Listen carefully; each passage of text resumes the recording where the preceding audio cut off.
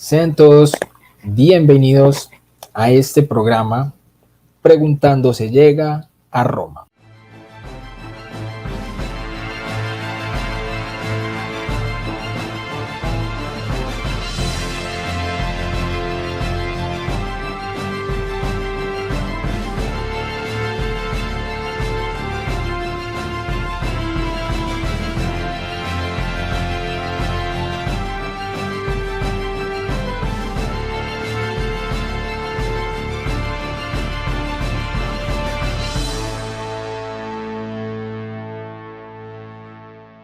Hoy con un invitado súper especial. Tengo conmigo al señor José Plasencia, mi hermano, mi amigo. José, un placer, hermano, tenerte por aquí.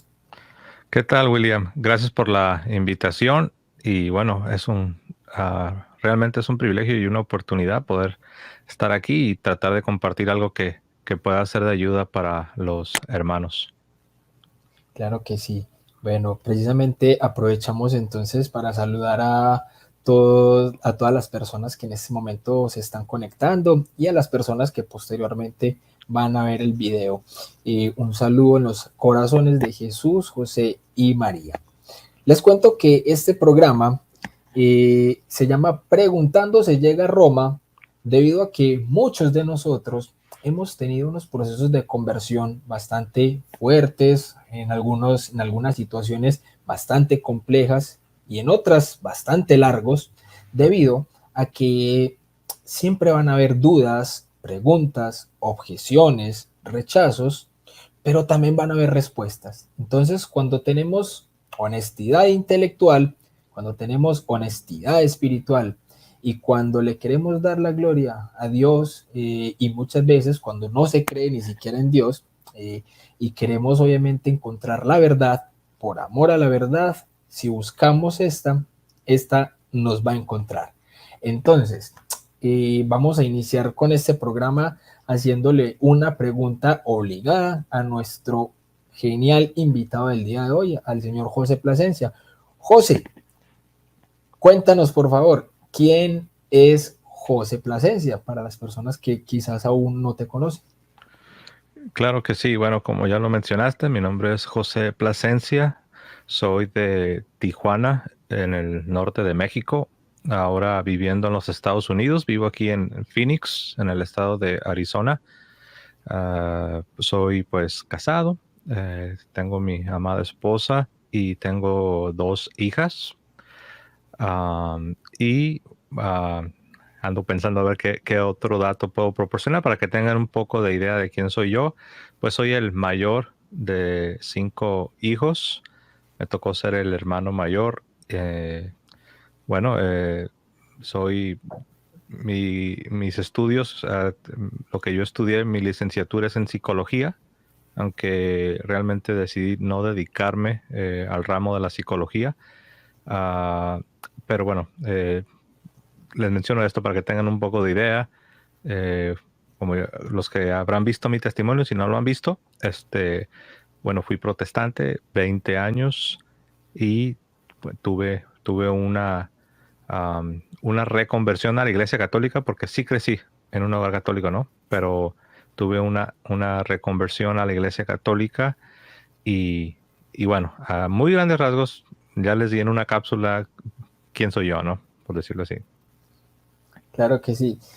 José, cuéntanos, dentro de tu formación académica, por ejemplo, nos acabas de decir que tienes la licenciatura pues, en psicología, pero en este momento, por ejemplo, en cuanto a la cuestión de fe, ¿tus estudios han sido más a nivel personal o has llevado algún estudio específico en academia, en universidad? Sí, bueno, en lo que se refiere a teología, sí, bueno, es una historia larga, pero quizás la forma más fácil sería que he estudiado en 3 diferentes programas de maestría. Los primeros 2, protestantes. El segundo lo tuve que interrumpir cuando decido hacerme católico, o más bien cuando me doy cuenta que que no puedo continuar en una buena conciencia siendo protestante y por lo tanto pues continuar en ese programa de una maestría en divinidades en una institución protestante. Entonces pues renuncio al programa de maestría en divinidades y bueno, actualmente estoy ahora en un programa de una maestría en teología, pero ahora sí en una universidad católica y eso es lo que actualmente estoy estudiando. Es una maestría en teología. Estudio en el Augustine Institute, en el Instituto Agustín, en Denver, en los Estados Unidos. Perfecto, espectacular, hermano. Bueno, en este orden de ideas, la siguiente pregunta que te quiero hacer, José, es, ¿hace cuánto tiempo eres un católico convencido? ¿Por qué? Ahorita, por ejemplo, inicialmente decías que habías nacido, por ejemplo, en familia católica. Entonces, sabemos que hoy en día hay una gran masa que se hace llamar católica, pero que debido a su mala formación en la fe, por no conocer bien su fe, no son católicos convencidos, sino más bien católicos de tradición y no de convicción. Entonces, ¿hace cuánto que eres un católico de convicción? Sí, así ya bien un católico, así de una convicción fuerte y de una formación más sólida. Bueno, ahí se entraría lo que les mencionaba hace un momento, ¿no? Que tuve una reconversión a la Iglesia Católica y esto ocurrió, bueno, fueron casi 4 años de estar estudiando el catolicismo, de compararlo con lo que yo creía como protestante. También estudié el tiempo de la Reforma protestante, quiénes fueron los principales actores de la Reforma, por qué sucedió la Reforma, cuál fue la respuesta de la Iglesia, qué era lo que proponían estos principales actores de la Reforma. Entonces, después también incluso me fui más atrás, quise estudiar qué sucedió antes de la Reforma, qué se creía. Llegué a los padres de la iglesia, principalmente a los padres apostólicos, que muchos de ellos fueron discípulos de los apóstoles y algunos discípulos de los apóstoles. Y todo esto me lleva casi 4 años. Comienzo esta búsqueda intensa en el 2012, en el año 2012 y um, en el año 2016, en agosto del 2016, es cuando mi esposa y yo, todavía con dudas, todavía con una cierta incertidumbre, pero ya muy avanzados, ya decidimos ir a una parroquia católica, porque decíamos, pues hemos leído muchos libros, hemos visto muchos testimonios, hemos visto debates, estamos convencidos de muchas cosas, pero realmente no hemos experimentado eh, lo que es ir a una parroquia católica, conocer a otros católicos. Así es de que esto ocurriría en agosto del 2016. Y bueno, Ah, ya casi cumpleaños. sí, ¿verdad? Sí, sí, pues sí, en este agosto serían 6 años que, de hecho, pues desde que comenzamos a asistir, pues ya no paramos. Ya no, a pesar de que todavía mi esposa todavía le faltaba su catecumenado, su catequesis y que la recibieran en la iglesia, pero ya desde el momento que decidimos, ya no paramos de estar. Y eso también a pesar de que al principio no podíamos comulgar, porque Claro. necesitábamos todavía resolver nuestra situación, pero aún así, cada domingo, a partir de agosto de 2016 hasta, por la gracia de Dios, hasta la fecha. Hermano, qué belleza, qué belleza. Y, pero, ¿cuánto tiempo estuviste como protestante? Fueron Y, en bueno, números, qué pena. ajá. ¿Cuánto tiempo como protestante y específicamente en qué denominación o en cuáles denominaciones? Porque hay algunos que obviamente han pasado por esta, por la otra, por la de más allá, o estuviste en una única denominación todo el tiempo y cuánto fue. En números redondos serían 20 años. De- si, si quiero ser más exacto, serían un poco más de 20 años.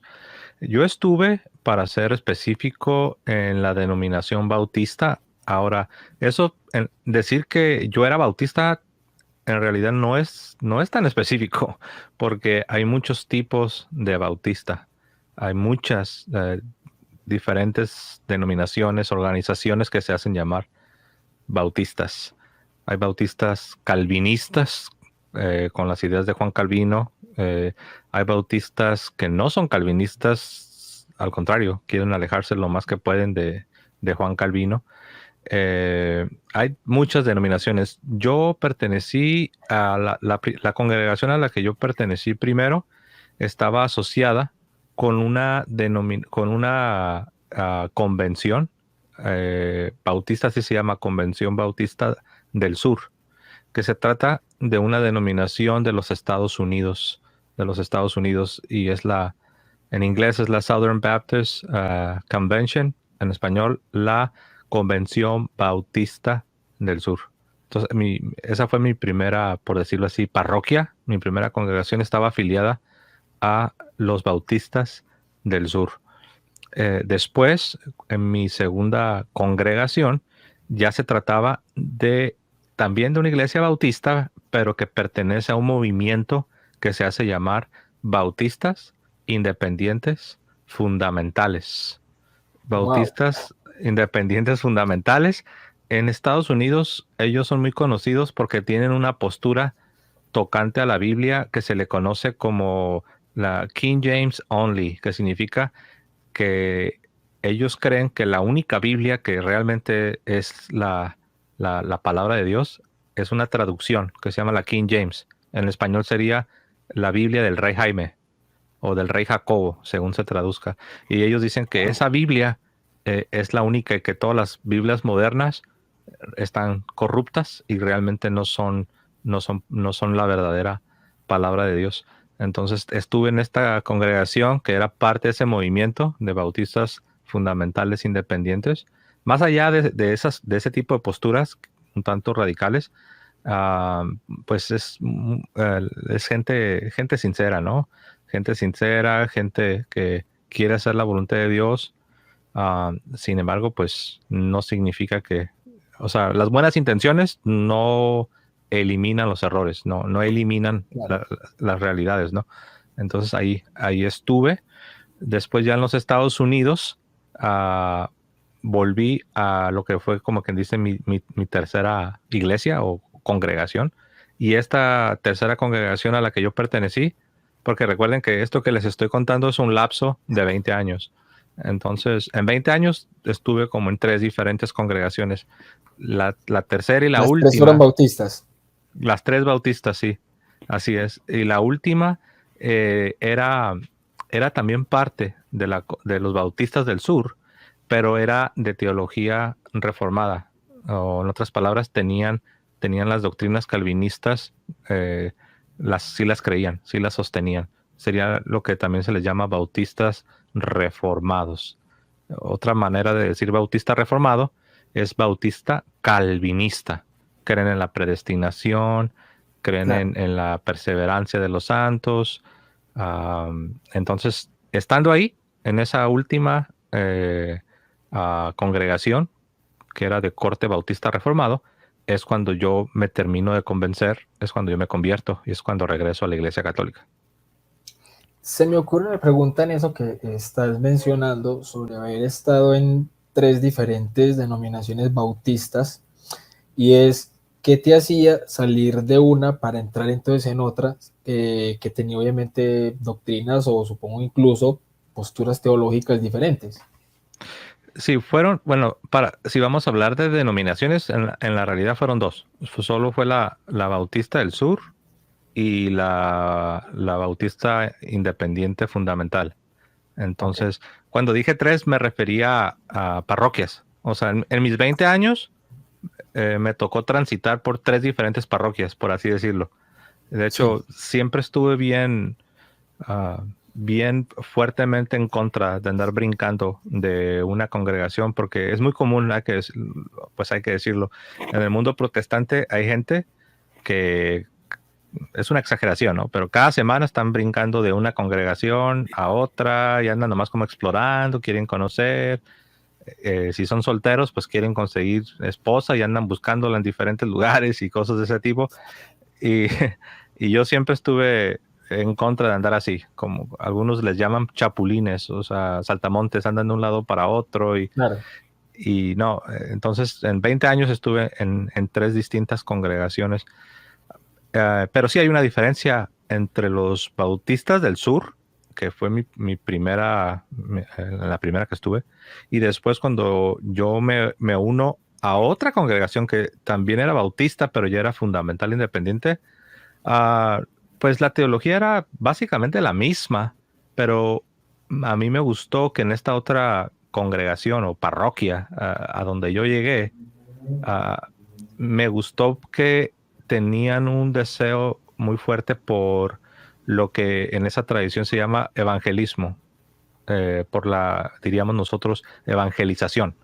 Tenían Ok. un fuerte deseo del evangelismo, de la evangelización.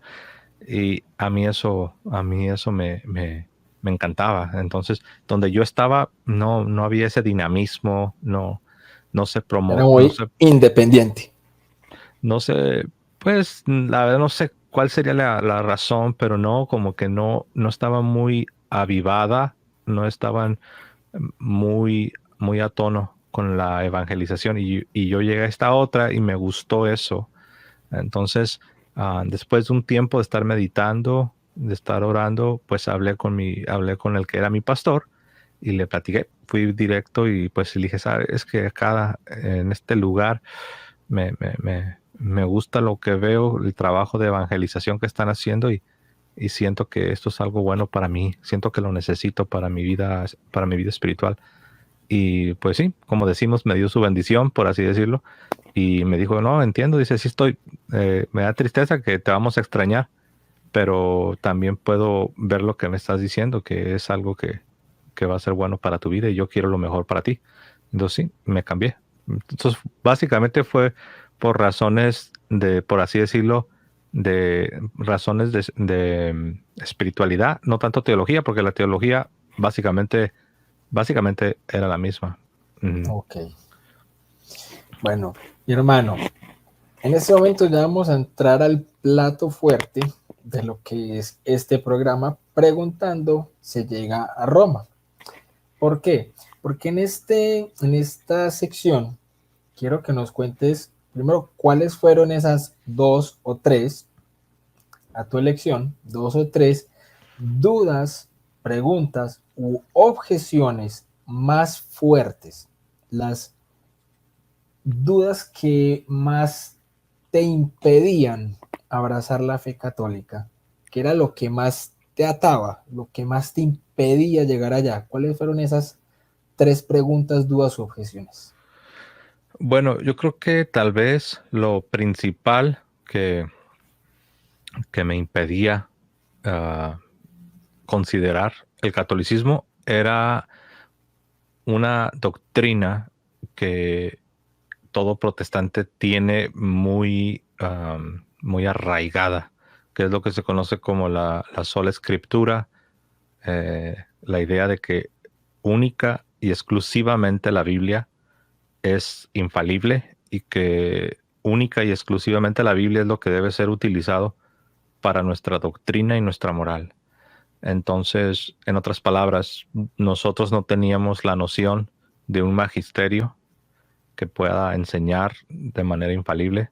No teníamos la categoría de la tradición apostólica.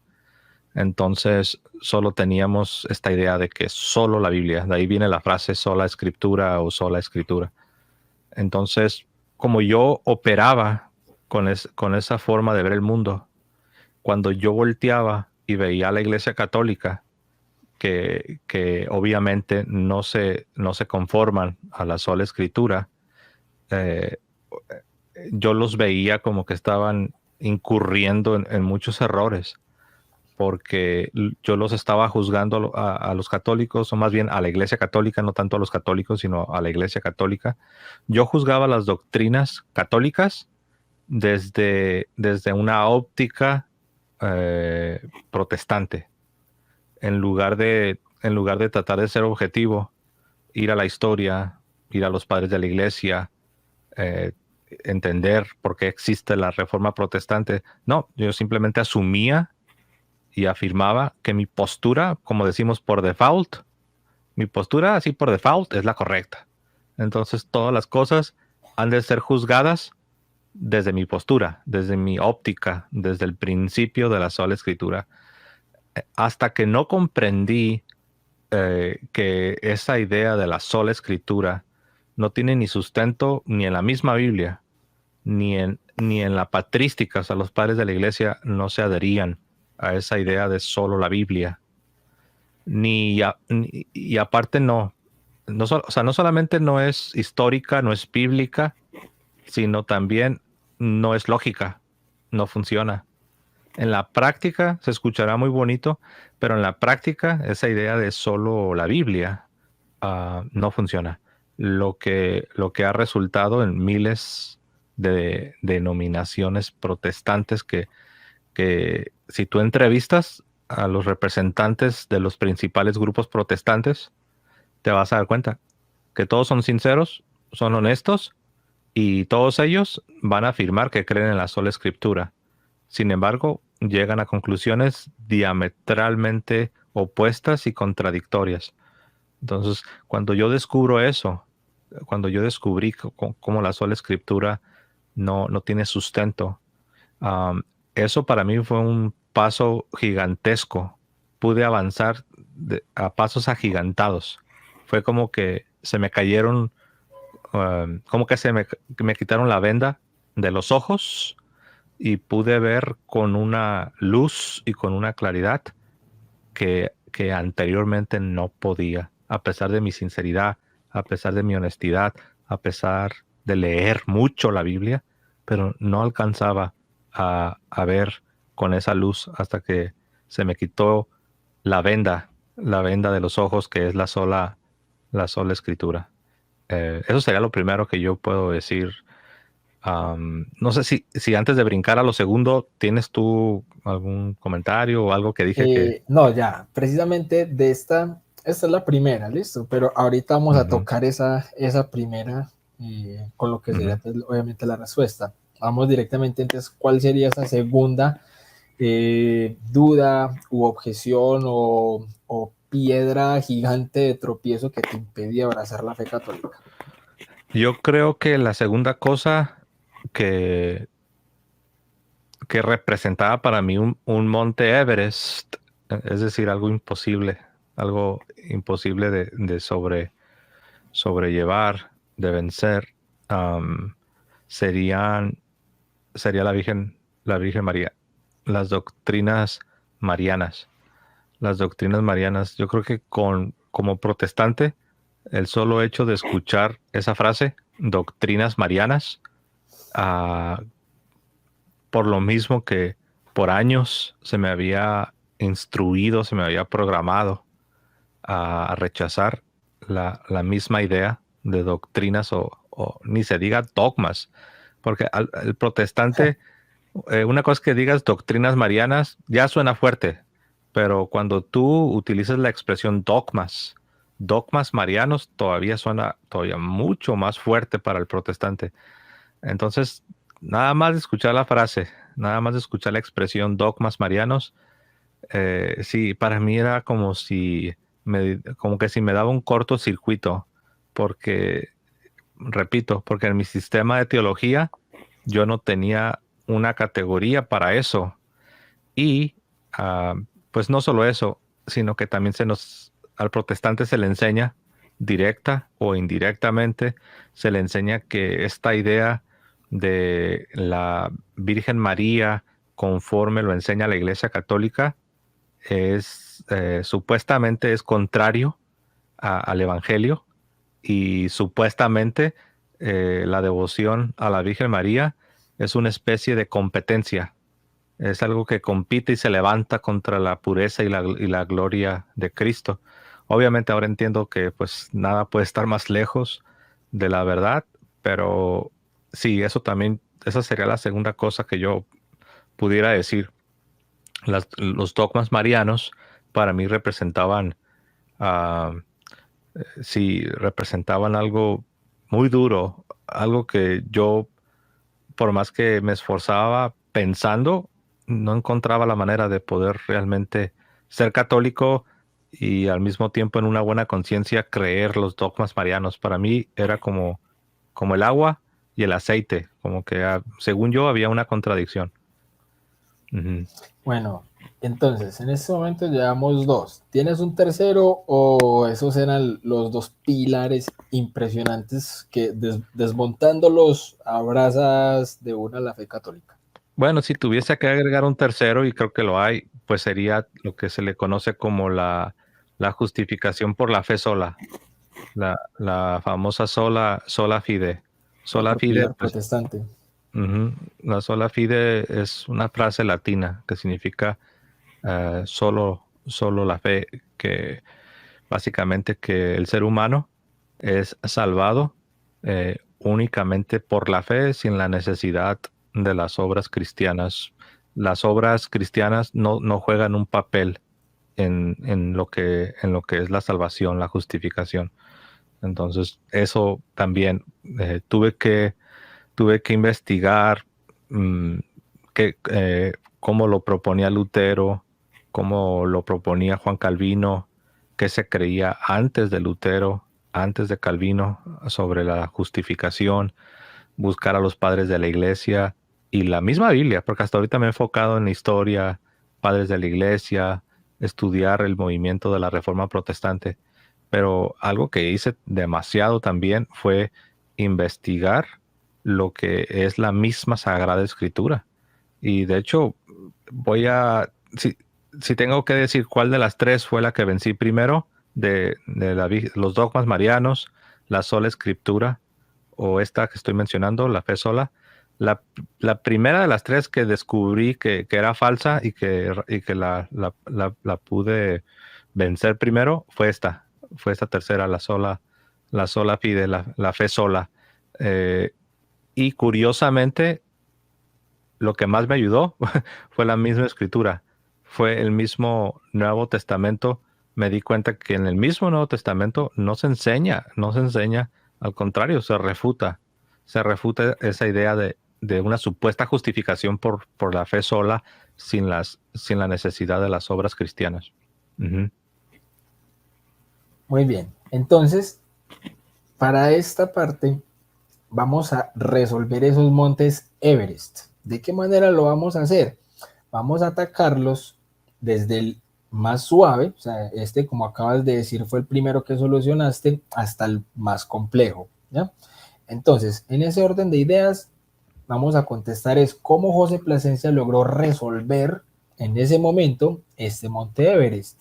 Pero, adicional a esto, vamos a hacer una especie de juego de roles en el que el José Plasencia católico convencido del día de hoy, ¿cómo le contestaría al José Plasencia protestante de ese momento con base en esa duda u objeción que tenía en ese monte Everest que le impedía ver la fe católica como la verdad? Ujú. Entonces, iniciaríamos por esta de la sola fe. Sí, bueno, el José Plasencia protestante creía que las obras eran un estorbo, porque José Plasencia protestante veía las obras, y no me refiero a las obras antes de ser cristiano, sino aún las obras después de ser cristiano, las veía como que si fuesen una especie de mi contribución, o sea, como que ahí la gracia no tiene nada que ver, como que ahí no es la obra de Dios, sino que esa es meramente o completamente mi contribución. Entonces, por lo tanto, querer tomar las buenas obras y ponerlas en lo que es la justificación, la salvación, es como que si yo le estoy ayudando a Dios. Entonces, había versículos en la Sagrada Escritura que yo malinterpretaba. Por ejemplo, en Romanos 3:28 encontramos que San Pablo dice que el hombre es justificado por la fe y no por las obras de la ley. Entonces, ese pasaje yo lo utilizaba para defender mi teología. Y yo decía, ¿ves? Aquí dice San Pablo que el hombre es justificado por la fe. Ahora, yo en mi mente imaginaba que ahí decía por la fe sola, pero ese pasaje no dice por la fe sola. Ese pasaje dice por la fe. Hay que estudiar teología, hay que estudiar lo que creen los cristianos a través de los siglos cuando se dice por la fe. Obviamente, yo no traía consideración que, como se dice, si sigues leyendo la Biblia, vas a llegar a Santiago y te vas a encontrar que Santiago enseña, y no solo Santiago, eso está a través de todo el Nuevo Testamento, pero Santiago dice que la fe sin obras está muerta. Entonces, yo, como protestante, cuando yo leía a San Pablo diciendo que el hombre es justificado por la fe, yo leía como si San Pablo estuviese diciendo, el hombre es justificado por la fe sola, porque yo le estaba inyectando mi teología al texto sagrado. Después me di cuenta que, número uno, San Pablo ahí no está hablando de las obras cristianas, porque él mismo dice, el hombre es justificado por la fe y no por las obras de la ley. Cuando uno estudia el contexto de ese pasaje y el contexto de la carta y el contexto de toda la teología paulina, uno entiende que cuando dice y no por las obras de la ley, se está refiriendo a una herejía que se le conoce como la herejía judaizante. San Pablo, si tú estudias las cartas de San Pablo, constantemente está luchando contra esta herejía. Había un grupo de personas que sí creían que Jesús de Nazaret era el Mesías, el Cristo, pero ellos decían que para que realmente fueras un verdadero cristiano, para que tuvieras la salvación, para obtener la justificación, debías ser un judío, debías ser circuncidado, guardar la ley de Moisés con todas sus regulaciones dietéticas, festivas, rituales. Debías ser un judío. Y a eso se le conoce como las obras de la ley. Y es a eso a lo que San Pablo se refiere cuando dice que el hombre se salva por la fe de Cristo, la cual es una fe viva, no es una fe muerta, porque la fe no es una fe sin obras, porque la fe sin obras está muerta. En otras palabras, en Romanos 3:28, San Pablo está combatiendo la herejía de los judaizantes que enseñaban todo esto que acabo de decir. San Pablo no está diciendo que las obras cristianas son parte de la economía de la salvación. ¿Por qué? Porque si uno lee en Romanos capítulo 2, verso 6, vamos a encontrar al mismo San Pablo que dice que Dios en el día del juicio va a juzgar a todos los hombres conforme a sus obras. Y a los que hicieron el bien, a los que obraron el bien, los va a recompensar con la vida eterna, con la gloria. Y a los que obraron el mal y rechazaron la verdad, los va a recompensar con la condenación eterna, con la perdición. Entonces, si nosotros tomamos la interpretación protestante sobre Romanos 3:28, de que supuestamente ahí San Pablo estaría diciendo que el hombre es justificado por la fe sola, entonces estaríamos poniendo a San Pablo en contra de San Pablo. Estaríamos poniendo a San Pablo del capítulo 3 en contra del San Pablo del capítulo 2. Entonces eso sería una evidente y manifiesta contradicción. Entonces me di cuenta que la forma en que los católicos lo enseñan está en armonía con los padres de la iglesia y también está en armonía con el mismo texto sagrado. Me di cuenta que San Pablo ahí no está diciendo que no necesitas las obras cristianas. San Pablo está atacando la herejía de los judaizantes. Entonces mis ojos se abrieron. Y también algo que me ayudó es aprender dos cosas. Aprendí que Martín Lutero alteró el pasaje que yo estaba haciendo referencia de Romanos 3:28. Él le agregó una palabra a ese texto y da la casualidad que la palabra que Lutero le agrega a Romanos 3:28 es la palabra sola. De hecho, si tú revisas el Nuevo Testamento en alemán, que tradujo Martín Lutero después de que fue excomulgado en el año 1522. Si tú revisas Romanos 3:28 en el Nuevo Testamento alemán de 1522, te vas a dar cuenta que él le agregó la palabra sola para que dijera, el hombre es justificado por la fe sola. Se lo agregó. No está en el griego, perdón.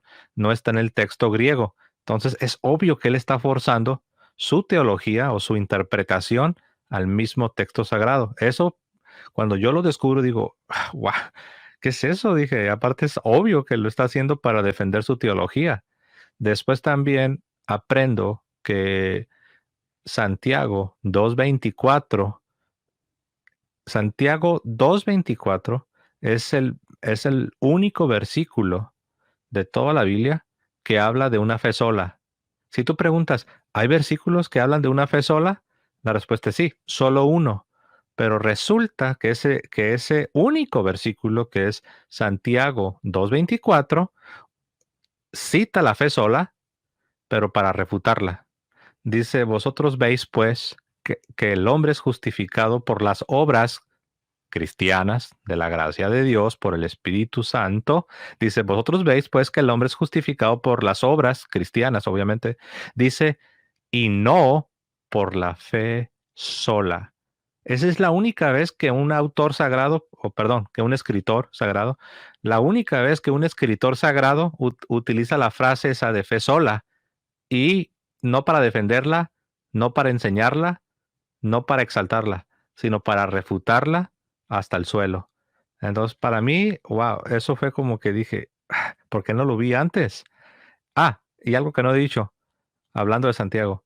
El mismo Martín Lutero que insertó la palabra sola a Romanos 3:28 es el mismo Martín Lutero que dijo que la carta de Santiago era una carta no inspirada, es decir, que no debería pertenecer a la Sagrada Escritura. Dijo que él rechazaba la inspiración de la carta de Santiago. ¿Por qué? Pues por lo que acabo de mencionar, porque ahí estaba Santiago 2:24 como un testigo fiel en contra de la nueva teología de Martín Lutero. Quiero decir algo y aquí te doy la palabra. Ha habido quienes me han dicho, no, sí, pero dice, es cierto que Martín Lutero se pronunció en contra de la inspiración de Santiago, pero sea lo que sea, al final sí la incluyó. Y yo siempre le respondo, sí, sí la tradujo y sí la dejó ahí, pero ¿has leído el prefacio? Entonces, sí la tradujo, sí la dejó ahí, pero en el prefacio, en la introducción, en el encabezado, Martín Lutero se aseguró de dejar bien en claro que él rechazaba la inspiración de esta carta, la carta de Santiago. Entonces, para mí eso fue un parteaguas, sin mencionar que me di cuenta que eso de la fe sola no se enseñó por 1500 años de cristianismo hasta que vino Martín Lutero. Y hay un libro que se llama Justicia de Dios. De hecho, el título del libro es en latín, Justicia Dei, Justicia de Dios, de el autor Alistair McGrath, que es un teólogo e historiador anglicano, y él hizo una investigación profunda. Y él dijo que no encontró en los primeros 1500 años esa idea de que somos salvados por una fe sola. Y Alistair McGrath llamó a esa doctrina de Martín Lutero, la llamó un novum teológico.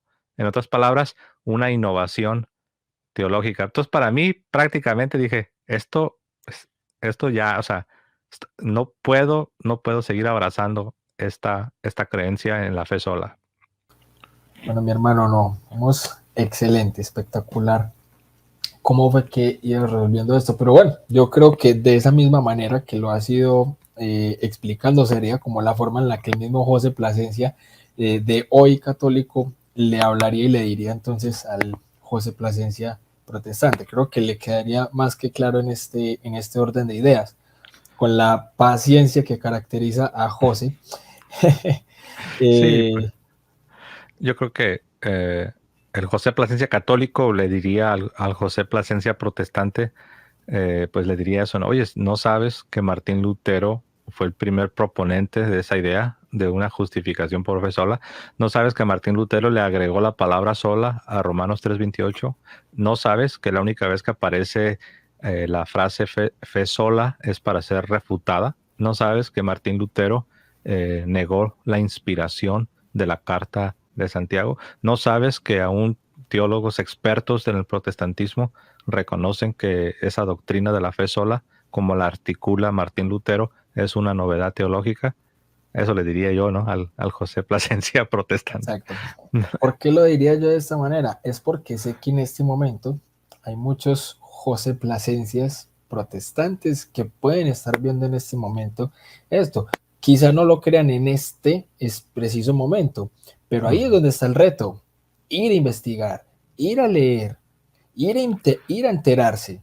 No hacerlo es deshonestidad intelectual y espiritual. Simplemente anclarse en un posible error. Si está abierta la puerta de que quizás estoy o no equivocado, pues lo menos que puedo hacer es ir y enterarme si es verdad esto que me están diciendo o no. Bueno, sí, dime, José.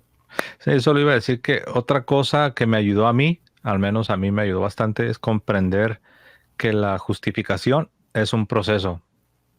Eh, Esto puede variar dependiendo de la tradición protestante, porque ese es otro detalle.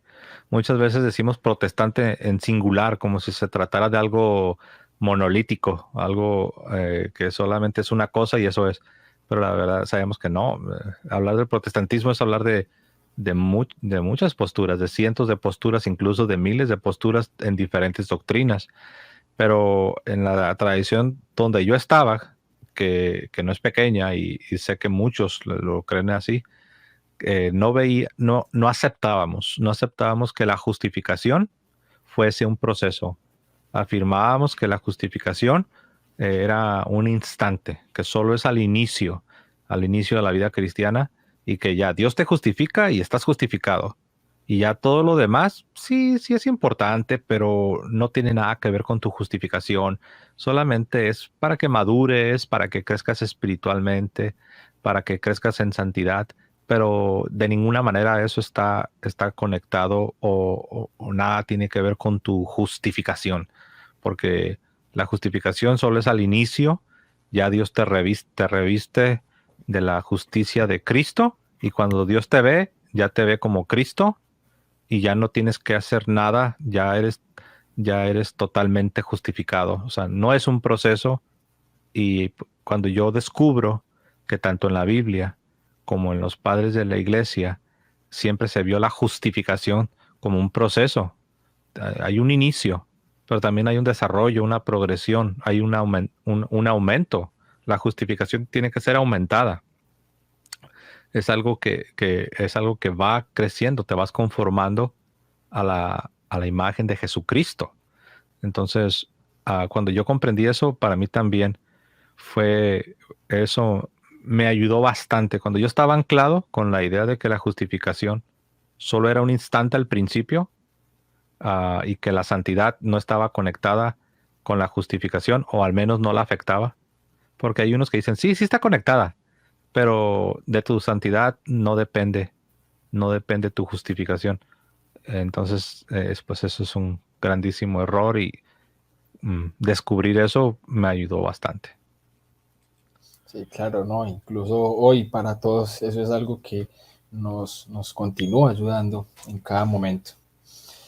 Bueno, José, ¿cuál fue entonces ese segundo Everest impresionante con el que te topaste para abrazar la fe católica? Pues fue el de la sola escritura, la sola El de la sola escritura. escritura. Oh, o sea que el de la Virgen fue el más fuerte. Como que tal vez al principio no pensaba tanto en los dogmas marianos, más bien comencé a pensar en los dogmas marianos cuando ya fui avanzando más y avanzando y avanzando más. Entonces dije así como decir, como diciendo, ya superé estas pruebas, pero ahora no me puedo escapar porque ahí está todavía la Virgen. Entonces fue como que cuando ya no me quedó alternativa, dije, bueno, pues vamos a ver cómo está el La asunto aquí, tocó. ¿no? Genial. Ah, bueno, mi hermano, entonces démosle. Sola escritura. ¿Qué era lo que pensaba de José Plasencia en ese momento y cómo lo resolvió entonces? Pues yo repetía aquí con respeto, pero lo tengo que decir, yo repetía como perico lo que muchos hasta el día de hoy siguen repitiendo igual, ¿no? Como pericos. Y digo como perico porque son de esas cosas que como protestante uno las dice, pero uno no les da mucho pensamiento. O sea, uno realmente, o sea, no las afirmas porque hiciste un estudio exhaustivo y llegaste a la conclusión de que la Biblia es la única regla de fe y moral. No, alguien te lo dijo y tú comenzaste a repetirlo. Entonces, dicen que cuando tú estás constantemente repitiendo algo, terminas creyéndolo. Entonces, Yo a así eso me le llamo el sucedió. efecto pollito. Ujú. Sí, Una gallina dice algo y el resto se van detrás, pío, pío. sí, ¿no? Pues así me sucedió. Yo escuchaba que los predicadores, que los pastores, que los maestros de mis congregaciones protestantes decían que la única regla para la moral y la doctrina cristiana, que la única infalible era la Biblia y que todo lo demás no. Entonces yo lo repetía y pues terminé creyéndolo. Entonces yo así creía. Si no me lo podías comprobar, o sea, si tú venías a mí, si yo te hubiera conocido a ti y tú hubieras venido y me hubieras hablado que el magisterio dijo esto, que los padres de la iglesia no creían esto, o que la tradición apostólica nunca enseñó aquello, para mí eso era como un cero a la izquierda. O sea, ya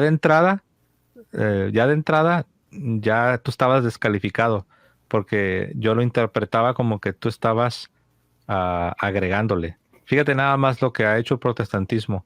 El protestantismo se ha inventado un nuevo estándar, un nuevo paradigma, un nuevo principio, una nueva cosmovisión, una nueva manera de hacer teología, que es algo que viene 1500 años después de la fundación de la iglesia. Pero lo curioso es que el protestantismo, para ser más exactos, el protestantismo, 1500 años después, ha implantado en las conciencias de sus miembros este nuevo estándar, este nuevo paradigma. Y lo curioso es que los protestantes ni siquiera se detienen a pensar que se trata de algo nuevo, de algo novedoso, algo que no se creyó por 1500 años. Y ahora los protestantes modernos, ellos ni piensan en esto, solo asumen que así es. Y tú, católico, que crees diferente a lo que yo creo, tú estás mal, obviamente, claro que estás mal, porque por supuesto que soy yo el que está bien. Entonces, les han implantado un nuevo paradigma, un nuevo principio, una nueva cosmovisión, y olvidándose de que es algo nuevo, ellos desde ahí juzgan todas las cosas. Y yo así estaba, yo así estaba. Eh, yo lo voy a decir. Hay una soberbia inherente en el alma del protestantismo. Lo voy a repetir. Hay una soberbia inherente en el alma del protestantismo. Ahora, nótese que estoy diciendo en el alma del protestantismo. No estoy hablando aquí de los protestantes en lo individual. No estoy juzgando ni las intenciones ni los motivos de cada protestante. Estoy hablando del protestantismo como movimiento, como sistema teológico. Ahora, ¿por qué digo que hay una soberbia inherente en el alma del protestantismo como sistema teológico? Porque para rechazar lo establecido por 1500 años, para rechazar a los pastores de la iglesia, a los obispos que conforman el magisterio, para rechazar a los santos padres de la iglesia, para rechazar lo establecido en los concilios que lucharon contra tantas herejías, para rechazar 1500 años de depósito de la fe y luego creer que ellos están mal y que yo obviamente estoy bien. Eso en sí mismo, aunque lo hagas de manera inconsciente, constituye una soberbia del tamaño del mundo. Y esto es algo que yo descubrí en mí. Yo tuve que llegar a un punto donde me di cuenta que esencialmente mi problema, más que teológico, más que objeciones teológicas, mi problema era una soberbia, de que yo creía que sabía más que el Papa, yo creía que sabía más que los obispos, yo creía que sabía más que los teólogos católicos, y esto se debe a que inconscientemente absorbí lo que yo siempre llamo el alma del protestantismo, es decir, una soberbia que es inherente, o sea, que es parte orgánica del movimiento del así llamado Reforma Protestante. Así nació el protestantismo, es un desprecio de la autoridad, por eso a menudo también yo digo que el problema del protestantismo es el problema de la autoridad, o dicho de otra manera, es el problema de la falta de autoridad. No tienen autoridad, cada quien hace lo que quiere, como en el libro de los jueces, que dice, en aquel tiempo cada quien hacía como le parecía. Y eso también se repite en la esfera protestante. No hay papa, no hay magisterio, no hay obispos y tienes a muchos cuerpos independientes creyendo cosas distintas y haciendo como mejor les parece. Entonces me di cuenta que la soberbia, pues, y descubro que la llamada sola escritura ni se enseña en la Biblia, porque yo le preguntaría a cualquier protestante que pueda estar escuchando esta entrevista, yo le preguntaría, ¿en en qué parte de la Biblia se enseña esa doctrina de la sola escritura? ¿En qué parte de la Biblia? No hay ninguna, no hay ninguna porción, no hay ningún versículo, no hay ningún apóstol. Jesucristo nunca enseñó esa idea de que solamente la Biblia. Jesucristo dejó una iglesia, le dio autoridad a esa iglesia enseñaba oralmente, esa es la tradición, y esa iglesia escribió lo que ahora tenemos en el Nuevo Testamento. Entonces ahí tienes esas tres fuentes, la autoridad de la iglesia, la enseñanza oral, que es la tradición, y la parte escrita, que es la Sagrada Escritura. Entonces yo descubrí que los padres así creían y descubro que en la Biblia no se enseña eso de la sola Escritura. Y algo que me ayudó muy particular en un debate era James White, que es un bautista reformado, y Patrick Madrid. En este debate, Patrick Madrid, que es católico, le preguntaba a James White, que es protestante, le preguntaba, a ver, si tú dices que todo debe estar en la Biblia, ¿en qué parte de la Biblia, en qué parte de la Biblia se te indica que en el Nuevo Testamento solo son 27 libros? ¿En qué parte de la Biblia se te da la lista del Nuevo Testamento? Y James White, el protestante, no hallaba dónde meter la cabeza y decía, no, es que el Nuevo Testamento es de inspiración y cuando yo lo leo, yo siento que es de Dios y puedo yo sentir en mi corazón que es de Dios. Y luego, después, el protestante intentó zafarse de esa encrucijada diciendo, aparte dice, Dios sabe. Él sabe exactamente cuáles son los libros que él inspiró. Dios sabe. Y luego todavía dice, es como yo dice, James White, si yo escribo libros, yo sé cuáles son mis libros, porque yo soy el autor. Así también dice, Dios sabe cuáles son esos libros inspirados. Él lo sabe. Y Patrick Madrid, el católico, le dice, sí, dice, ya sé que Dios lo sabe, pero yo no te estoy preguntando que cómo Dios lo sabe. Te estoy preguntando a ti, James White. ¿Tú cómo sabes? Aquí la pregunta no es que si Dios sabe cuáles son inspirados. Aquí la pregunta es cómo los seres humanos en el planeta Tierra podemos saber cuántos libros deben pertenecer al Nuevo Testamento. ¿En qué parte te dice? Y a José Plasencia, me gusta usar esta comparación. Yo siempre, ahora, ¿no? Ahora yo les digo, ¿cuántos apóstoles son? Los apóstoles originales que Jesús escogió cuando Jesús predicó aquí en la tierra. No, pues 12. ¿Y tú cómo sabes que son 12? Ah, porque tenemos una lista donde se nos dice que eran 12. Y les digo, ¿y tú sabes los nombres? ¿Los nombres de esos 12? Sí, claro, porque ahí en la lista se te dice nombre por nombre. Le digo, correcto, has contestado correctamente. Ahora te pregunto yo, ¿me podrías mostrar en qué parte se te da la lista de 27 libros? ¿Me podrías mostrar dónde se te dice cuáles 27 libros? Así como tú dijiste que sabes que son 12 y sabes cuáles 12 porque tienes una lista. Pues dame la lista también de los 27 libros del Nuevo Testamento. No, pues que no está. Ah, ok. ¿Y cómo sabes que son 27? Bueno, históricamente así se ha creído. Ah, ¿te refieres a que la iglesia tomó por ahí unas decisiones y resolvió controversias? Entonces ahí es donde uno se comienza a dar cuenta el papel de la autoridad de la iglesia.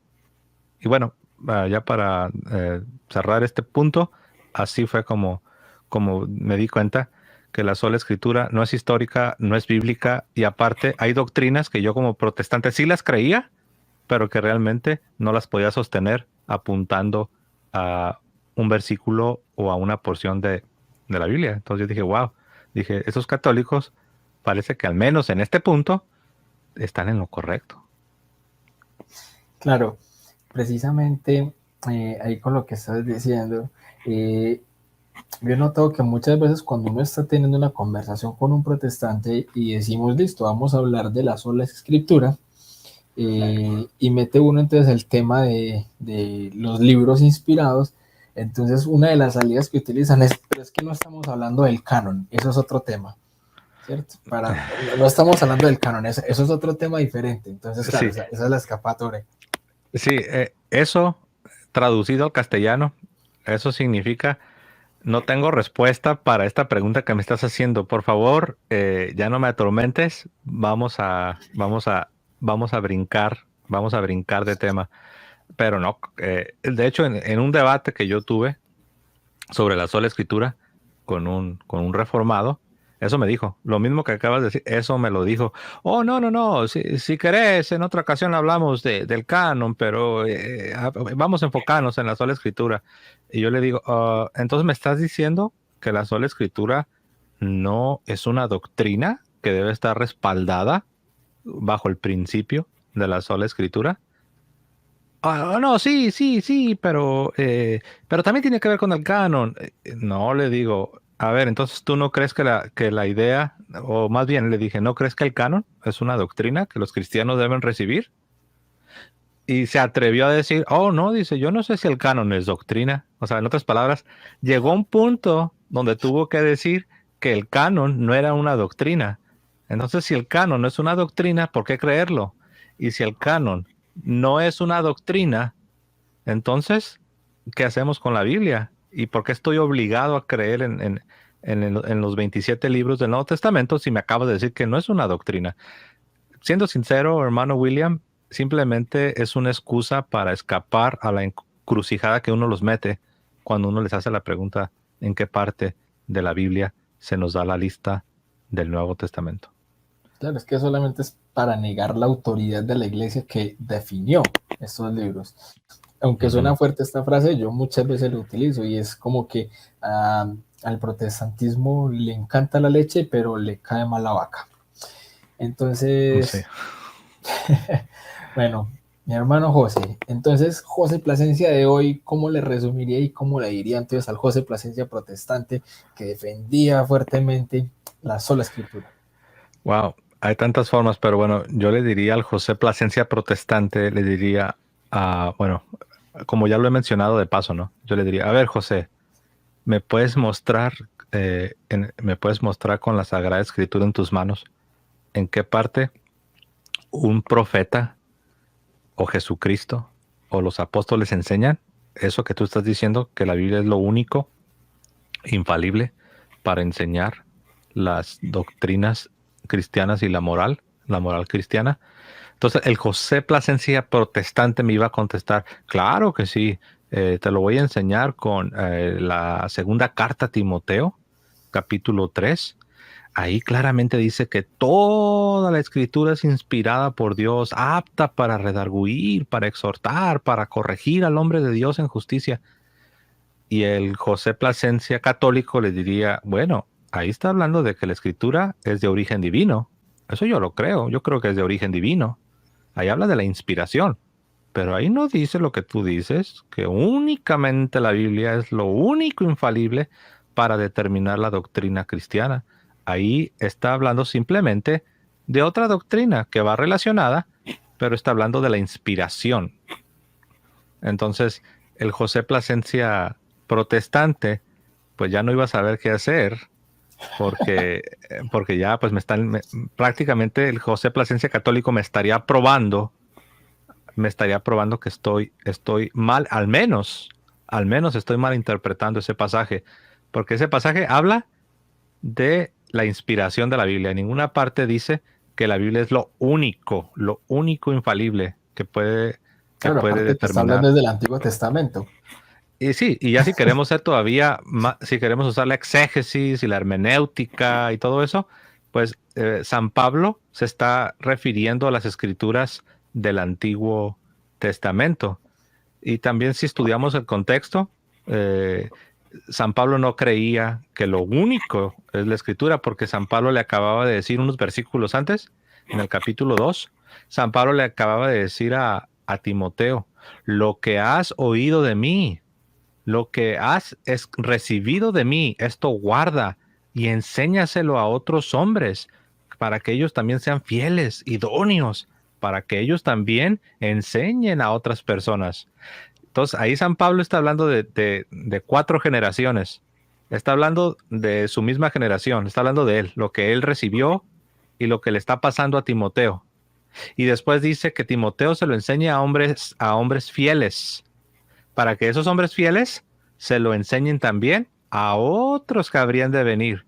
Entonces tienes Sucesión. sucesión, exacto. Entonces, y lo que Pablo le estaba pasando a Timoteo, mucho por revelación del Señor Jesucristo, pero también mucho de los apóstoles, porque cuando San Pablo habla de la Sagrada Eucaristía en 1 Corintios capítulo 11, dice, porque yo también recibí, ahí la palabra recibí es paradosis, es algo que se recibe y lo entregas a la otra generación. Y San Pablo dice que él recibió lo de la institución de la Sagrada Eucaristía. Sabemos que San Pablo no estuvo presente en la última cena y sabemos que San Pablo lo recibiría de los otros apóstoles. Él lo recibe, él se lo pasa a Timoteo y le dice San Pablo a Timoteo, yo quiero que tú instruyas a otros hombres fieles para que también ellos enseñen a otros. Entonces ahí tienes la sagrada tradición. Entonces, el mismo contexto, para no alargarlo más, el mismo contexto de segunda de Timoteo, capítulo 3, el pasaje ese de toda la escritura es inspirada por Dios, el mismo contexto te está señalando o te está apuntando a otra fuente de autoridad infalible para enseñar. Y eso es la tradición de los apóstoles, la tradición apostólica. Y también, dicho sea de paso, en la primera carta a Timoteo, el capítulo 3, el verso 15, también ahí San Pablo le enseña una grandísima verdad a Timoteo. ¿Qué le enseña? En 1 Timoteo 3:15, le enseña que la columna y el fundamento de la verdad. Uno se preguntará, ¿y qué es la verdad? ¿Algo abstracto que nadie sabe qué es? No, la verdad es el depósito divino que se le da a la iglesia. De ahí se desprenden todas las doctrinas cristianas que tú estás obligado a recibir. Y San Pablo dice que el fundamento y la columna de la verdad es la iglesia. Y a mí, como protestante, me habían enseñado, hermano William, que el fundamento de la verdad era la Biblia. Eso me lo enseñaron a mí, que el fundamento de la verdad y la única fuente infalible de la verdad es la Biblia. Pero cuando un católico me enseñó este pasaje de 1 Timoteo 3:15 y me preguntó, ¿qué dice ahí? No, pues aquí dice que la columna y el fundamento de la verdad es la iglesia del Dios viviente. Entonces, ¿sabes qué, hermano William? Ahí ya sí doblé las manos y dije, no, Imposible. pues ahí dice que la iglesia, pero todavía no acababa ahí el drama, porque entonces yo me pregunté, ¿cuál iglesia? Porque ahí dice que la iglesia, pero después yo dije, ¿cuál iglesia? Y entonces yo empecé una búsqueda a la que yo titulé la búsqueda de la iglesia histórica, así le llamaba yo, la búsqueda de la iglesia histórica. Deberías escribir un libro con ese título, hermano. Sí, ¿no? La búsqueda, en búsqueda de la iglesia histórica, ¿no? Y al Yo te último, hago la pues obviamente, portada. ¿cómo dices? Yo te hago la portada. Sí, tú me haces la portada, ¿no? Yo creo que es buena idea, ¿eh? Entonces, pues bueno, descubrí que esa iglesia, que es el fundamento de la verdad, pues no es la pentecostal, no es la invisible, no es la luterana, sino que es la única iglesia que ha tenido presencia y permanencia a través de los 20 siglos y se llama la Iglesia Católica. Ujú. Amén. Bueno, mi hermano, vamos con el Everest más grande de todos, que paradójicamente no sabías que lo era, pero te chocaste con este muro impresionante que es nuestra mamá. Sí, oh sí, bueno, ahí no sé ni por dónde empezar. Mira, yo llegué a un punto, hermano William, yo llegué a un punto donde prácticamente estaba yo convencido de todo, menos de los dogmas marianos. Y no sé cómo explicarlo, te lo voy a decir. Como ya estaba yo convencido de la Eucaristía, de la presencia real de Cristo, cuerpo, sangre, alma y divinidad, y eso es algo que no sé cómo explicarlo, aún hasta el día de hoy que ya soy católico, yo no sé cómo explicar esa atracción que yo sentía hacia la Sagrada Eucaristía.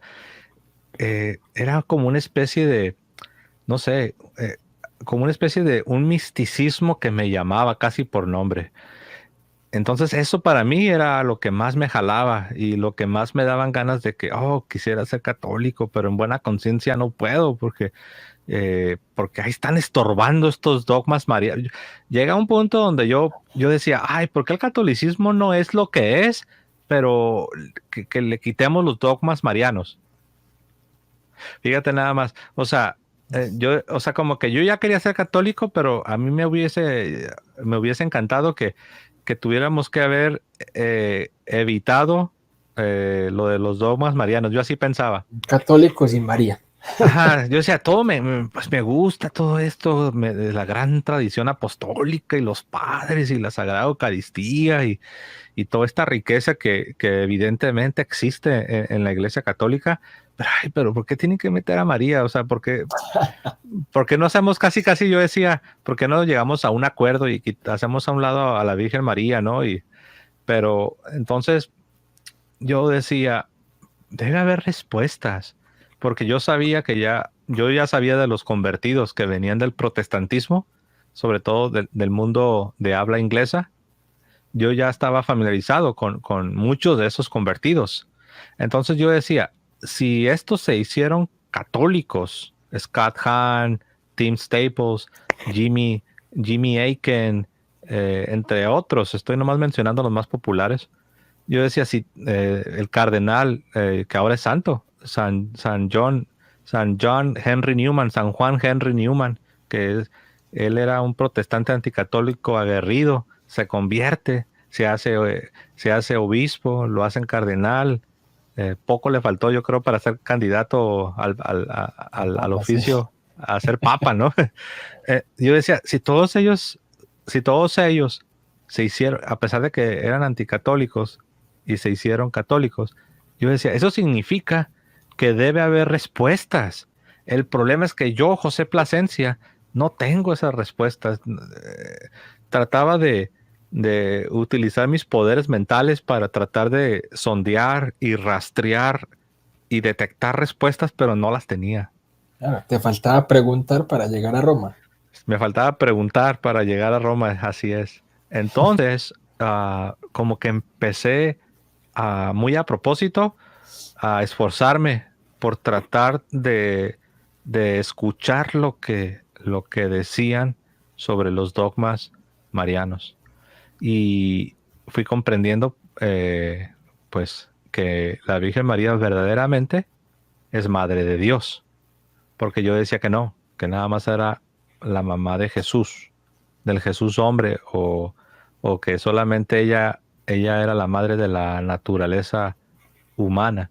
Pero me di cuenta que si yo estaba creyendo de esa manera, estaba cayendo en herejías que la iglesia ya las había refutado desde los primeros siglos, Y que ni como siquiera lo el es. protestantismo cree. Sí, muchos que son protestantes sin darse cuenta caen en esas herejías que ya están refutadas, como el nestorianismo. eh, ah, sí, o sea, yo decía, no, pues ella solamente es la mamá, la madre de la naturaleza humana. Y me di cuenta que no. O sea, Jesús, número uno, ninguna mamá es mamá de una naturaleza. Eres mamá de una persona. Entonces, sabemos que por la unión hipostática, Jesús es Dios, 100% verdadero Dios y verdadero hombre, ¿verdad? Entonces, lo que nace, lo que nace de María, lo que la Virgen María da a luz de manera milagrosa, es una persona. Es el Dios hombre. O sea, la unión hipostática no comenzó hasta que Jesús estaba fuera del vientre materno. La unión hipostática viene desde la concepción, desde la mismísima concepción ahí. Si alguien pregunta, oye, yo sí creo en la unión hipostática, pero ¿cuál es la génesis o cuál es el principio de esa mentada unión hipostática?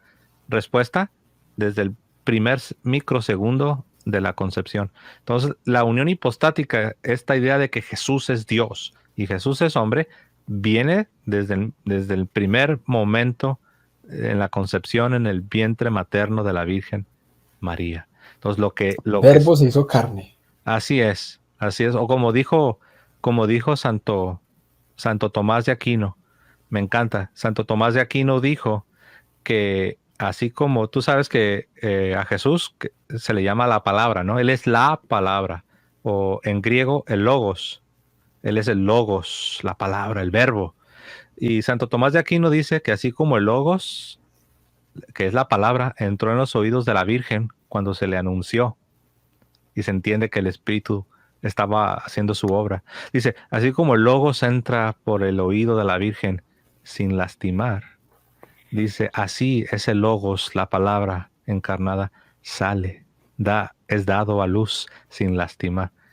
Entonces, Hermoso. hermoso, exacto. Entonces, ese es Dios. Ese es Dios, es una persona divina. Por eso decimos que Jesús es una persona divina. Entonces, esta persona divina es la que es dada a luz de manera milagrosa. Entonces, ahí yo me rendí, doblé las manos y dije, sí, verdaderamente, verdaderamente la Virgen María, siendo que es una criatura, pero verdaderamente sí que es la madre de Dios. Porque si yo lo niego, le estoy haciendo una injusticia y un deshonor a mi Salvador Jesucristo. Entonces, eso me ayudó bastante. Y después comprendí, hermano William, para no alargarlo demasiado, después comprendí que de esta verdad, de este misterio de que la Virgen María se convirtió en la madre del Dios encarnado, de ahí se desprenden todos los demás. De ahí se desprenden todos los demás dogmas de esta grande verdad, de que la Virgen María verdaderamente es la madre del Dios encarnado. No, pues después me di cuenta que yo no puedo decir que María fue pecadora, porque entonces estaría diciendo que Jesús estuvo en un cuerpo contaminado por el pecado. Y algo que a mí me ayudó es darme cuenta que en la antigua alianza estaba el arca. Y el arca de la alianza, el arca del pacto, contenía tres cosas. El pan del cielo, que es el maná, contenía las tablas de la ley, que es la palabra, y contenía la vara de Aarón, que representa el sacerdocio. Las tres cosas, el maná, pan del cielo, las tablas, palabra de Dios, y la vara de Aarón, el sacerdocio. Las tres cosas son prefiguraciones de Jesucristo, que es el pan del cielo, Él es la palabra, el logos, y Él es el sumo sacerdote, el sacerdote por excelencia, el sumo sacerdote según el orden de Melquisedec. Y ahí te va. Dije yo, ¿cómo es posible que yo esté aceptando que aquella antigua arca donde se colocaba todo esto sagrado, era de materiales puros y nadie la podía tocar? De hecho, una vez el arca se iba a caer al suelo y una persona la intentó parar para que no cayera al suelo, pero era una persona que no estaba santificada, que no era pura, que no estaba santificada, y esta persona se murió. El arca era no solamente de materiales puros, sino que también no la podían tocar sin estar propiamente santificados. Entonces yo decía, ¿cómo es posible que yo esté dispuesto a aceptar toda esa pureza, todo ese honor, todos esos privilegios para una arca de materiales? Y cuando ya estoy pensando en la nueva alianza y esté pensando en una nueva arca que sería la Virgen, ¿cómo es posible que yo me aferre a afirmar y asegurar que esta nueva arca de la nueva alianza, que también tenía en su vientre la palabra, el maná del cielo, el pan del cielo, el sacerdote, y este sacerdote, este pan del cielo, esta palabra encarnada, es 1000 veces superior a las prefiguraciones? Entonces se supone que lo que tenemos en la nueva alianza es la realidad, la plenitud, el clímax, la cúspide, el cumplimiento de todo. ¿Y cómo es posible que contemplando toda esta magnificencia, toda esta grandeza de la nueva alianza, quiera yo decir que el arca que fue la Virgen María estaba sucia, impura y contaminada por el pecado? Entonces yo dije, no tiene sentido, es ridículo. Y además, la misma escritura. Yo fui a la misma escritura. La prima de la Virgen María, Isabel, cuando viene la Virgen María, Isabel se siente indigna y le dice, ¿quién soy yo para que a mí se me conceda? Ahora noten el lenguaje de concesión, o sea, un privilegio. ¿Quién soy yo para que a mí se me conceda que uno pensaría que está a punto de decir que Jesús, pero no, el énfasis particular en este pasaje es en la mamá de Jesús, es en la madre de Dios. ¿Quién soy yo para que a mí se me conceda que la madre de mi Señor venga a mí? Y dice dice que cuando ella escuchó el saludo de la madre de Dios, de la Virgen María, dice que cuando ella escuchó el bebé que tenía en su vientre, porque también su prima estaba encinta, estaba embarazada de Juan el Bautista, el más grande de los profetas del Antiguo Testamento, que dicen que saltó de alegría. No tengo aquí la escritura, pero también no recuerdo si se dice de Isabel o se dice de Juan, o tal vez de los dos. Dice que fue llena del Espíritu Santo al escuchar el saludo de la Virgen María.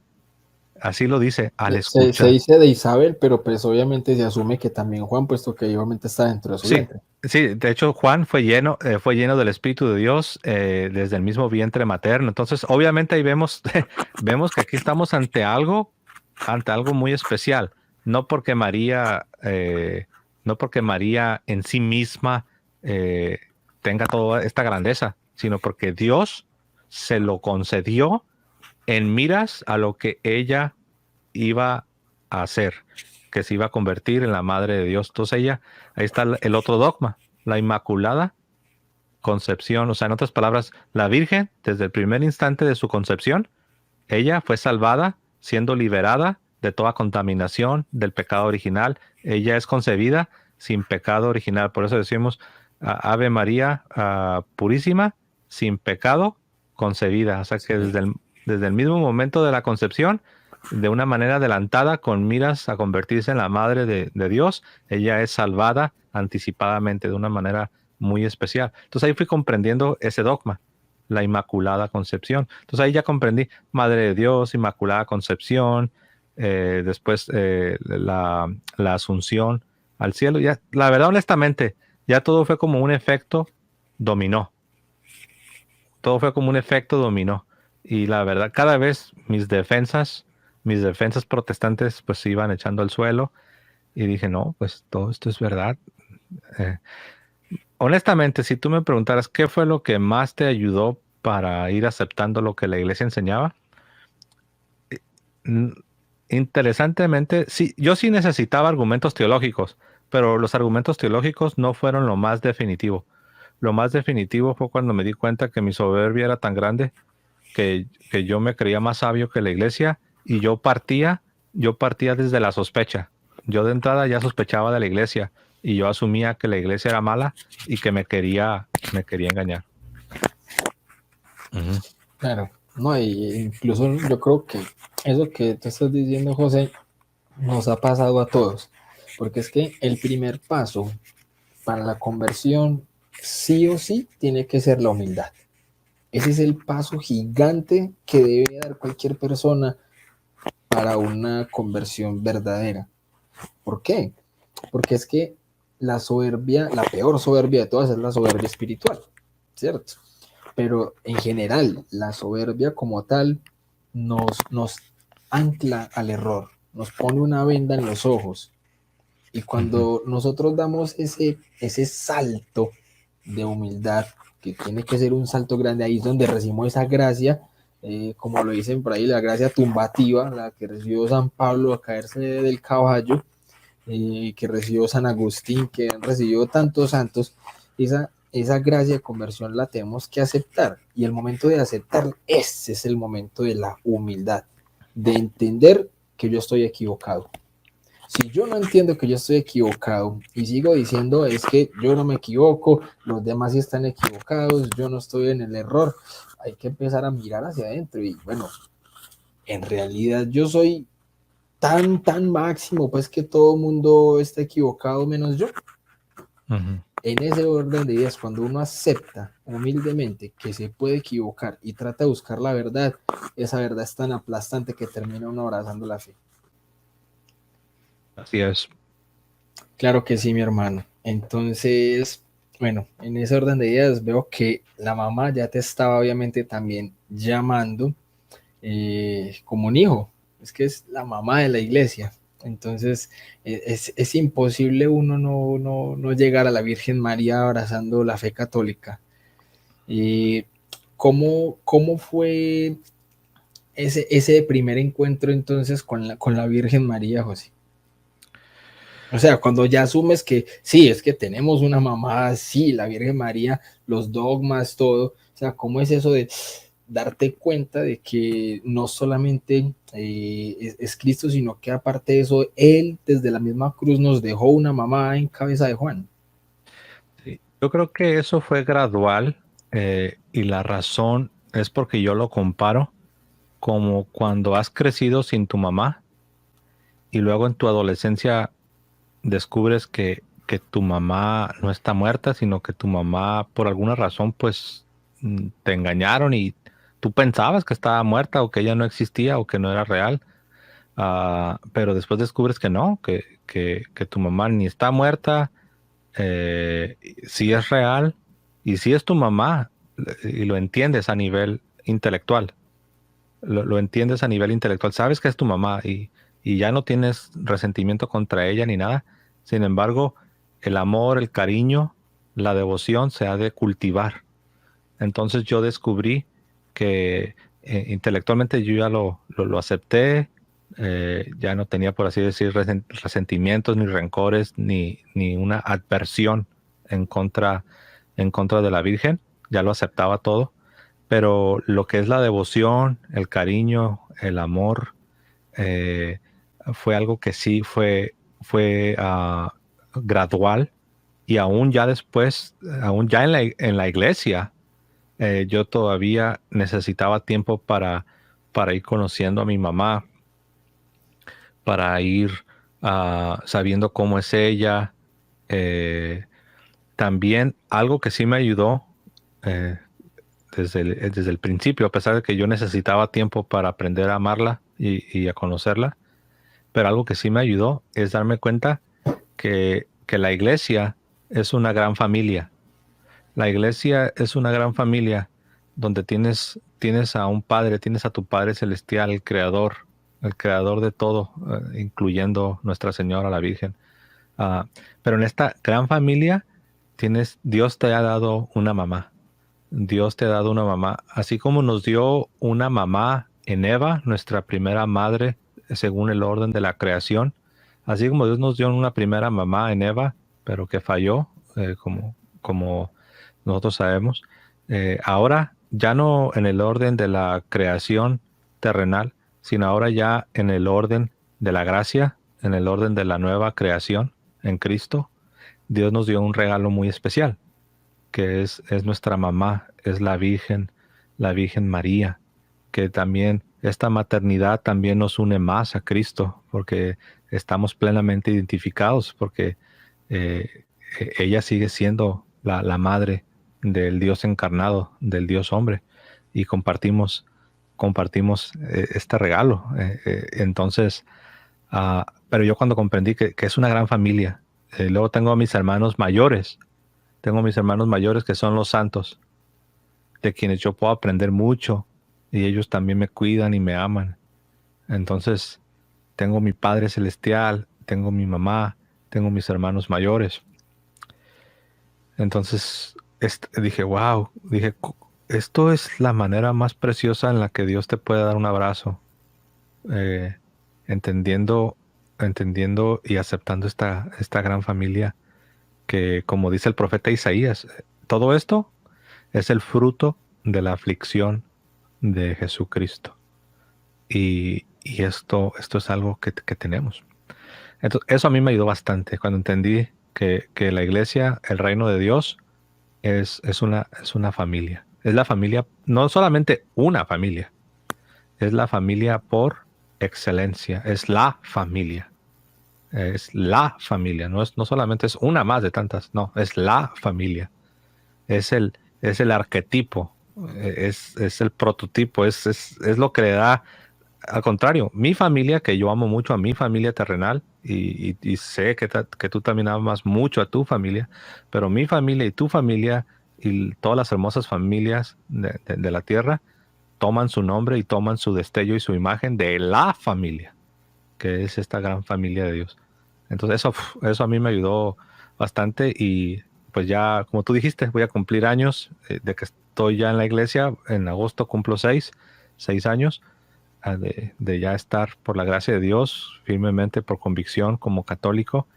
Van a ser 6 años, y en esos 6 años mi amor y mi devoción ha ido en aumento. Obviamente el Santo Rosario me ha ayudado bastante, porque el Santo Rosario es algo muy hermoso, es la meditación de estos momentos tan especiales de la vida de Jesucristo, que es lo que llamamos los misterios. Es la constante meditación. Hay gente que pregunta, ¿por qué repiten y repiten y repiten? Porque nos encanta y nos encanta y nos encanta y nos encanta estar meditando en estas hermosas verdades, en esos eventos tan sublimes de la vida de Jesucristo. Pero alguno dirá, sí, pero el que más repiten es el de Dios te salve María. Le digo, claro, porque de entre todos los misterios evangélicos no hay misterio tan grande y tan sublime como el que repetimos tantas veces. Y una persona me dijo, ¿cuál? Pues le dije el de la encarnación. Dios te salve María, llena eres de gracia, el Señor es contigo. Eso son las palabras de anunciación que el ángel le está dando a la Virgen, y le está prácticamente lo que el ángel está haciendo, está pronunciando el edicto del rey que viene a cumplir lo que los profetas tanto anhelaban y deseaban ver, a saber, la encarnación, la venida del Mesías, el deseado de todas las naciones, el verdadero Israel, el siervo de Dios, Dios encarnado. Y eso es lo que le anuncia el ángel a la Virgen, y es lo que estamos deleitándonos cada vez que estamos repitiendo: Dios te salve María, llena eres de gracia, el Señor es contigo, bendita eres tú entre todas las mujeres, bendito es el fruto de tu vientre Jesús. Estamos repitiendo el más grande de los misterios evangélicos, a saber, la encarnación. También ese misterio se le llama la anunciación. Entonces, y pues, o sea, eso a mí me ha ayudado bastante. No es la única devoción que hay otras devociones, pero sin embargo, pues esta devoción ocupa un lugar muy, muy particular, sobre todo en la iglesia del rito latino. Sabemos que es algo muy especial, es un regalo también que Dios nos ha dado. Entonces, eso es lo que me ha ayudado bastante. Y yo siento que todavía mi amor sigue creciendo y necesita todavía crecer más. Qué belleza, mi hermano. Claro, no, y es tan grande y tan impresionante esas palabras que estás diciendo, que esas palabras que dan la encarnación partieron la historia en dos, antes de Cristo y después de Cristo. Ujú. Bendito sea Dios. Bueno, mi hermano, ya casi vamos llegando entonces al final. Me parece espectacular pues esto que has compartido hasta este momento con nosotros, con todas las personas que en este momento lo están viendo, con las personas que lo van a ver luego. O sea, es un regalo. Realmente, hermano, esas palabras han sido pues oro puro.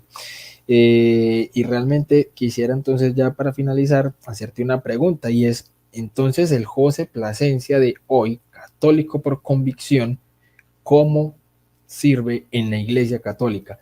Sabemos que tu vocación es hombre casado, felizmente casado con su familia, pero ¿cuál es el ministerio de José Plasencia, católico de convicción hoy? ¿Cómo sirve José en la Iglesia?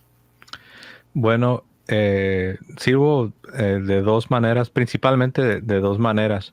Una es en lo personal, tengo un apostolado, bueno, como saben muchos quizás de los que están viendo este video, tengo un canal en YouTube, se llama La Fe de la Iglesia, es obviamente con un énfasis muy fuerte en la apologética. eh, para ser todavía más específico, tiene que ver con la apologética hacia el protestantismo. Hay apologética para alcanzar a los ateos, a otras religiones, incluso hay quienes se dedican a alcanzar musulmanes. Y yo he visto diferentes apostolados con diferentes énfasis. En el mío, pues yo me dirijo más a lo que más predomina en el mundo de habla hispana. Y ahí incluyo a los millones de, de hispanos en los Estados Unidos y también todos los países de Hispanoamérica, que pues sabemos que con lo que más se está lidiando es con el protestantismo, para ser más específico, con el llamado movimiento evangélico o los grupos fundamentalistas. Entonces eso es a lo que más me dedico. Tengo videos de testimonios donde la gente simplemente cuenta su historia de cómo se convirtieron. También tengo otros videos que son más ya de carácter teológico. Muchas veces esos mismos que compartieron su historia regresan, pero ya a tratar temas ya más teológicos, que tienen que ver ya con doctrinas en lo específico, también contenido de enseñanza católica. Ah, entonces eso es a nivel personal. Y también pues tengo el privilegio de estar sirviendo aquí yo vivo en Phoenix, Arizona. Entonces aquí en la catedral de Phoenix pues tengo la dicha de poder estar sirviendo en el departamento de catequesis. Acá de este lado le llaman formación en la fe. Y pues ahí estoy en la catedral de Phoenix, Arizona, en el departamento de catequesis o formación, algunos le llaman formación cristiana, otros formación en la fe.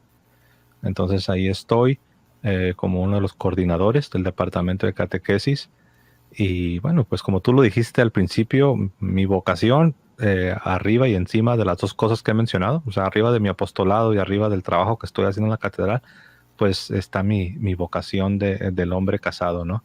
Como esposo primeramente y después como papá inmediatamente, como esposo y papá, y pues esa es mi vocación. Pero en cuanto a servicio, pues sí, tengo estas dos cosas. Tengo el apostolado en YouTube, la fe de la iglesia, y estoy en la catedral de mi ciudad, de Phoenix, Arizona. Genial, mi hermano, Y bueno, espectacular. ya lo dije al principio, pero bueno, y estoy estudiando una maestría en teología. Se llama Instituto Agustín. Es en inglés, es Augustine Institute. Y bueno, básicamente. Sí, yo siento que una parte de mí dice, me gustaría hacer un poco más, quisiera servir un poco más, ¿no? Uno quiere comerse el mundo. Pero bueno, estoy estudiando, me estoy preparando. Siempre he estudiado, siempre he sido muy autodidacta. um, pero en el sentido formal, pues voy a la mitad. De hecho, acabo de llegar a la mitad de mi maestría, pero entonces yo sé que debo ser paciente y seguir estudiando, seguir aprendiendo. No nomás aprendiendo en la escuela, sino tengo 6 años en la iglesia, pero créeme que uno dirá, no, pues ya es bastante, 6 años. No, yo siento que realmente hay tanto que aprender, no solo a nivel intelectual, sino también a nivel espiritual, devocional. Tu corazón, no nomás tu mente debe ser católica, también tu alma, tu corazón. Entonces, yo siento que también Dios me está diciendo, ok, déjate sigo moldeando, déjate sigo puliendo, déjate sigo cincelando, taladrando. Quiero, o sea, quiero que no nomás seas, eh, no sé, un teólogo, o sea, Dios no se trata de ser teólogos o enciclopedias. Nos quiere santos. Sí, quiere que seamos santos. Entonces yo siento que poquito a poquito, ayudado de la gracia, pues me estoy encaminando quizás para que si Dios me lo concede, pueda ya servir en otra capacidad, o sea, servir, porque a mí me encanta la enseñanza. Entonces yo estoy en coordinación de catequesis, pero yo quisiera ya estar más así como más metido más en la enseñanza, ¿no? Pero bueno, a grandes rasgos, ahí les platiqué un poco de qué es lo que hago, ¿no? Entonces, pues ahí está. Excelente, mi hermano, no, de verdad, como te digo, mil gracias, mi hermano, porque el primer evangelizado soy yo, con lo que acabo de escuchar. Y quien quiera, de los que están viendo o verán este video, eh, si quieren recibir realmente estas palabras en su corazón, en su mente, en su intelecto, de manera honesta, humilde y con amor, créanme que los frutos que puede dar esto en la vida son demasiados, son demasiados. Cuando uno se entrega al Señor y abraza la fe de la iglesia, realmente cambia la vida. Algo que quiero decir que creo que nunca lo he dicho, pero cuando yo, cuando yo me hice católico, como lo mencioné también al principio, lo mencioné así como de pasada, yo renuncié a mi maestría en divinidades que yo estaba haciendo en una institución protestante. Entonces yo renuncio a ese programa y yo sabía, porque yo ya había servido como asistente de pastor, como misionero, como predicador, como evangelizador en el mundo protestante. Yo estaba 100%, y cuando digo 100%, no me refiero a que simplemente era mi trabajo, sino que realmente en cuerpo y alma estaba bien entregado a todo lo que yo hacía en el mundo protestante. Entonces, cuando yo ya comienzo a ver las consecuencias de que si me hago católico, pues bye a todo eso, dije, ¿y ahora qué voy a hacer? Porque yo no voy a ser sacerdote. Yo decía, yo no voy a ser sacerdote, ahí prácticamente ya se acabó mi oportunidad de poder hacer algo. Pero quiero decir algo. Intelectualmente, yo no sabía, o sea, yo no sabía cómo darle respuesta a mis inquietudes. Lo único que sí sabía era algo. Dios me estaba llamando. Dios me estaba llamando. Y lo demás ya no era mi problema. Cuando Dios te llama, tu problema es responder al llamado divino. El problema de Dios, si se me permite la expresión, eres tú. El problema de Dios es encargarse de ti. Y déjalo porque Dios es experto y Dios hace un excelente trabajo encargándose de aquellos que se rinden, que se entregan a Él. Entonces, ¿a dónde voy con esto? De manera gradual, hermano, de manera gradual, poco a poco. Miren, muchos me conocen que tengo el canal de YouTube. Que algunos me dicen, oh hermano, gracias, oh qué bonito contenido, o qué bonitos videos, lo que uno quiera decir. Pero yo quiero decir algo. Yo jamás había hecho un video en toda mi vida. Jamás. Yo no sabía nada de YouTube, de nada, de nada. O sea, ni de cámaras, ni de micrófonos, ni de YouTube. Yo no era de andar en las redes sociales. No, yo no, nada. Y ya era un hombre grande, adulto. Y de manera gradual, sin que yo lo buscase, sin que yo lo pensase, una cosita aquí, otra cosita allá. Y ahora tengo este pequeño apostolado en YouTube, donde a pesar de que no es, como decimos, a pesar de que no es la gran cosa, pero para mí lo es porque sé que viene de Dios. Entonces yo digo, wow, digo, ¿cuándo me imaginé que yo iba a hacer un video, que yo iba a andar con esto, o poder tratar de tocar en alguna medida pequeña a otras personas que ni conozco, que son de otros países? Un día yo tuve una entrevista con el presidente de un apostolado muy fuerte en Estados Unidos, que se llama Catholic Answers, respuestas católicas. Tuve una entrevista y él fue el que me dijo, hermano José, ¿nunca has pensado en estudiar formalmente la teología católica? Cuando él me dijo fue como que me cayó un balde de agua fría, como que así como que dije, oye, pues sí es cierto, ¿no? O sea, dije, ya estuve yo en 2 programas de maestrías protestantes. ¿Por qué no se me había ocurrido pensar en que tal vez puedo estudiar? Para hacer la historia corta, hermano, porque yo sé que ya nos ganó el tiempo, pero me dijo, se llama Chris, como Christian, pero lo cortan y le dicen Chris. Me dijo Chris, me dijo, piénsalo. Me dijo, piénsalo y si estás interesado, escríbeme y vemos qué podemos hacer. Y pues dicho y hecho, tuve convicción de que sí, podía formarme, no sería ni cómo ni nada. Y él me consiguió una beca. Él me consiguió una beca no es 100%, pero sí me dieron una ayuda. Entonces, prácticamente él me mandó a estudiar. Porque si tú me preguntas, ¿cómo llegaste a esa escuela? Pues fue por la recomendación de él. Él fue el que me dio la idea, él me recomendó la escuela, él me recomendó con el cuerpo académico y me dieron una ayuda, me dieron una beca y bueno, estoy estudiando una maestría en teología. ¿Por qué menciono esto? Porque seguramente alguien puede estar escuchando y tú eres un pastor protestante, eres un teólogo, un profesor protestante y tal vez ya te has convencido de algunas cosas y tal vez estás pensando, ¿pero qué voy a hacer? Mira, yo ni nadie te puede prometer nada.